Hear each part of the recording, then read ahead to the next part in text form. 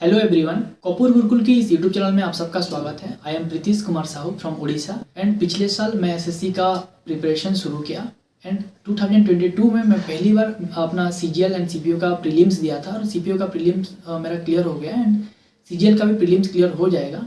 हालांकि अभी तक रिजल्ट नहीं आया है पर मार्क अच्छा है। जैसे कि आप जानते हैं कि कपूर गुरुकुल की इस यूट्यूब चैनल में एसएससी के रिलेटेड काफ़ी अच्छा इन्फॉर्मेशन सब आता है। मैं काफ़ी दिनों से इस यूट्यूब चैनल को फॉलो भी करता हूँ, दैट टू मैं निशांत सर को भी फॉलो करता हूँ और वो बहुत अच्छे से गाइड भी करते हैं, इसीलिए thank you so much sir. तो एसएससी में मेरा बहुत ज़्यादा तो एक्सपीरियंस नहीं है, पर जितना भी एक्सपीरियंस है 2023 में जो भी एसएससी सीजीएल का, सीपीओ का या फिर सीएचएसएल का प्रीलिम्स देने वाले हैं उनके लिए ये वीडियो बहुत ही हेल्पफुल होने वाला है, क्योंकि इस वीडियो में जो भी book list related, strategy related या फिर मॉक रिलेटेड सारा चीज़ मैं आपको शेयर करूँगा। तो जैसे कि आप सबको पता है कि एसएससी में 4 सब्जेक्ट होता है, मैथ, रीजनिंग, इंग्लिश और जीके। चारों सब्जेक्ट का 100 क्वेश्चन होता है और 200 मार्क का एग्जाम होता है। ये प्रीलिम्स के लिए मैं बता रहा हूँ। तो मेरा एमएससी के बाद मैं प्रिपरेशन, ऑनलाइन प्रिपरेशन ही शुरू कर दिया और जो मैथ है मैं एरिथमेटिक पार्ट पूरा अभिनव शर्मा सर से पढ़ा हूँ और जो एडवांस पार्ट है मैं पवन राव सर से पढ़ा हूँ। रीजनिंग सुमित गोयल सर से, इंग्लिश अमन वशिष्ठ सर और जीके वरुण वशिष्ठ सर से मैं पढ़ा हूँ।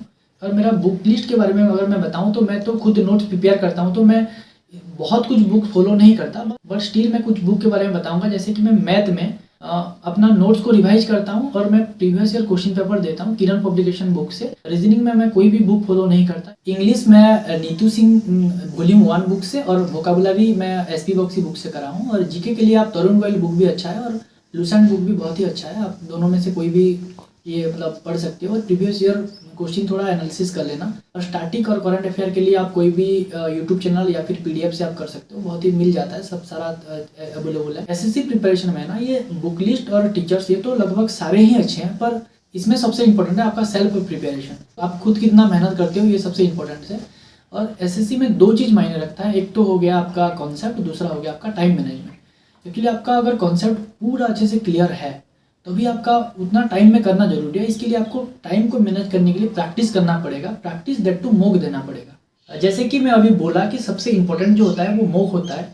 तो जो भी कोई नया एस्पिरेंट होता है तो उसको आप बोलो कि मॉक देने के लिए, तो ऐसे लगता है कि मेरा तो सिलेबस कंप्लीट नहीं हुआ है तो मैं मॉक क्या दूँ, मॉक में बहुत कम मार्क आता है। तो मेरा भी दिमाग में यही था। तो मैं भी जब पहले मॉक देता था तो बहुत कम मार्क आता था। तो एक्चुअली जब मार्क कम आता है वो मैटर नहीं करता। अगर मॉक दे रहे हो तो आपको एक एनालिसिस मिलता है कि आप कौन से चैप्टर में स्ट्रांग हो, कौन से सब्जेक्ट में वीक हो, कौन से चैप्टर आपको मैथ का अगर सोचो, मानो कि मैथ का, तो आपका कौन सा चैप्टर आपका हो रहा है, कौन सा चैप्टर नहीं हो रहा है, ये सब एनालिसिस करना बहुत जरूरी है। तो मॉक आप पहले तो मॉक लगाओ। और मॉक लगाने के बाद ऐसे होता है कि बहुत डिमोटिवेट फील होता है कि अगर मार्क बहुत कम हो गया तो बहुत डिमोटिवेट फील होता है कि don't feel so demotivated, because mock में अगर आप रेगुलरली मॉक लगा रहे हो और उसको एनालिसिस कर रहे हो तो एक टाइम के बाद आपका मार्क बढ़ने ही वाला है। मैं खुद का एग्जाम्पल देके बता रहा हूँ कि कुछ दिन पहले ही मेरा मॉक में बहुत खराब मार्क आता था।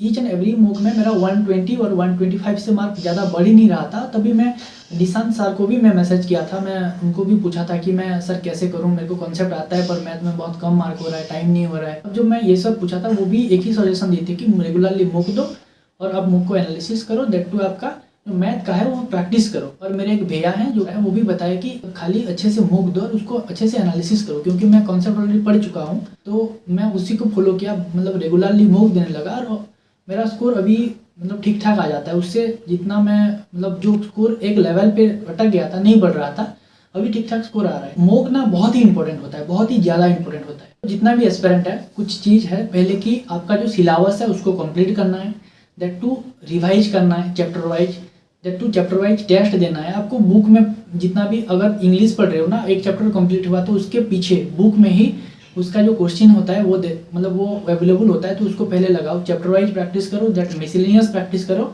उसके बाद मॉक लगाओ। ये बेस्ट स्ट्रेटेजी होता है। जितना मॉक लगा सकते हो उतना बढ़िया है। और मॉक लगाने के बाद उसको एनालिसिस मस्ट, मॉक जितना जरूरी है एनालिसिस उससे भी ज़्यादा जरूरी है। एसएससी का जो भी एस्पिरेंट देख रहे हैं 2023 के लिए, उनको मैं बता दूं कि मैं 2022 के लिए मैं कैसे प्रिपेयर हुआ। तो पहले तो मैं मैथ और रीजनिंग का सिलेबस कंप्लीट किया था। रीजनिंग का तो सिलेबस बहुत ज़्यादा नहीं होता और बहुत डिफिकल्ट नहीं होता, तो वो आराम से हो जाता है। और मैथ का सिलेबस थोड़ा टाइम लगता है, और मैथ का सिलेबस एक बार कंप्लीट हो जाए तो उसको बस प्रैक्टिस करो। तो मैं इसमें जब मैं क्लास करता था मैथ, अभिनव सर और पवन राव सर से बोला, तो मैं खुद का नोट्स प्रिपेयर करता था, क्योंकि दोबारा मुझे वो सब्जेक्ट और पढ़ना नहीं पड़े और नोट से ही मैं रिवीजन करता था। और मैं जीके और इंग्लिश मैं वरुण सर से जीके और इंग्लिश अमन सर से पढ़ा हूँ। तो जब मैं इंग्लिश पढ़ता था, इंग्लिश मुझे सबसे ज़्यादा डर लगता था, क्योंकि इंग्लिश का जब मैं एक सेक्शनल मॉक टेस्ट दिया था उसमें मेरा नेगेटिव मार्क आया था, मतलब आउट ऑफ 50 नेगेटिव मार्क आया था। तो मुझे बहुत डर लगता था कि इंग्लिश कैसे होगा। पर जब मैं अमन वसीम सर से पढ़ा, उसका चैप्टर वाइज नोट्स बनाया, पूरा ईच एंड एवरी चैप्टर का मेरा नोट्स है, और उसको मैं रिवाइज किया। दैट टू मैं नीतू सिंह मैम से पूरा रूल्स वगैरह अच्छे से पढ़ा, और मैं जब मॉक दिया और उसको एनालिसिस किया, अभी इंग्लिश में मेरा 40+ आता है ईच एंड एवरी एग्जाम में। मतलब तो ऐसे आप इम्प्रूव कर सकते हो। कोई भी चीज़ अगर एक बार पढ़ रहे हो ना, दोबारा वीडियो जब भी देख रहे हो, मैं तो सजेशन दूंगा कि नोट मस्ट बनाओ, क्योंकि वही सब्जेक्ट वही चीज़ को दोबारा ना पढ़ना पड़े। बस आपका जो क्लास नोट है ना उसको रिवाइज करो, क्योंकि वीडियो देखने में थोड़ा टाइम ज़्यादा जाता है और टाइम आपके पास बहुत ज़्यादा नहीं है। प्री और मेंस के लिए एक साथ ही प्रिपरेशन मतलब करो। अगर स्ट्रैटेजी के बारे में बात करें तो मतलब स्ट्रैटेजी तो सबका अलग अलग होता है। जैसे कि मेरा रीजनिंग थोड़ा बहुत ठीक होता है, तो मैं ज़्यादा फोकस करता हूँ मैथ और इंग्लिश में। अभी उससे बहुत इंप्रूव करने की कोशिश कर रहा हूँ मैथ और इंग्लिश में, क्योंकि मैथ, इंग्लिश और रीजनिंग जो है ना, ये तीनों में फुल मार्क भी एक्सपेक्टेशन रख सकते हो। पर जीके का तो कोई पता नहीं है उसमें कितना मार्क आएगा, वो डिपेंड करता है क्वेश्चन क्या, मतलब क्वेश्चन जो पूछता है उसके ऊपर डिपेंड करता है। स्टिल मैं जीके में करंट और थोड़ा स्टैटिक पे ज़्यादा ध्यान देता हूँ, बिकॉज जो मैं थोड़ा साइंस बैकग्राउंड में हूँ, तो साइंस का क्वेश्चन तो लगभग हो जाता है, पर जो करंट अफेयर्स होता है या फिर स्टैटिक जीके होता है वो थोड़ा रेगुलर रिवीजन करना होता है। और टाइम टेबल के बाद, टाइम टेबल तो सबका अलग होता है, क्योंकि मतलब डिपेंड करता है कि आपको कोई रात को भी पढ़ते हैं, कोई सुबह भी पढ़ते हैं। जैसे कि मैं सुबह जल्दी उठता हूँ, रात अभी सीपीओ का फिजिकल है, दैट्स वाई 5 बजे से उठ के फील्ड पे जाता हूँ रनिंग वगैरह करके। जब आता हूँ तो सुबह 2 घंटा इंग्लिश के लिए देता हूँ, मतलब 1 घंटा वोकाबुलरी, 1 घंटा इंग्लिश ग्रामर, उसके बाद 2 घंटा मैथ के लिए देता हूँ। उसके बाद मैं 2 घंटा और 15 मिनट जो कि CGL मेंस का मॉक टेस्ट देता हूँ। उसके बाद रीजनिंग 1 घंटा प्रीवियस ईयर प्रैक्टिस करता हूँ, और कंप्यूटर 1 घंटा पढ़ाई करता हूँ।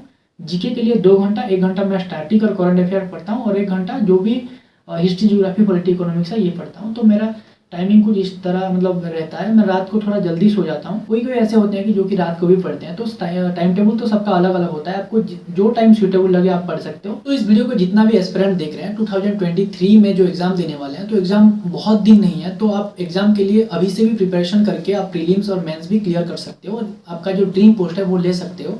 और थोड़ा मेहनत करना पड़ेगा।